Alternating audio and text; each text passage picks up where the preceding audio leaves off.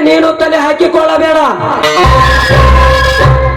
ಸುಮ್ಮನೆ ಮನೆಗೆ ಹೋಗಿ ಉಚ್ಚೆ ಹೋದು ಮನೆಗಿಕ್ಕೋ.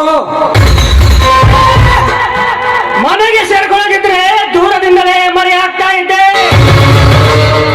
ಅಂತ ಜನ್ಮ ಅಲ್ವಾ ಇದು? ಹೆತ್ತ ತಾಯಿ ಹಾಲುಂಡ ಬಂಡದಿಯ ಗಂಡು ಹುಲಿ. ಊರ ಜನರ ಕಣ್ಣು ತಪ್ಪಿಸಿ ಗೋವುಗಳ ದಂಡ ಇಲ್ಲದೆ ದಯ ಇಲ್ಲದೆ ಬಿಟ್ಟಿದ್ದೀರಲ್ಲ.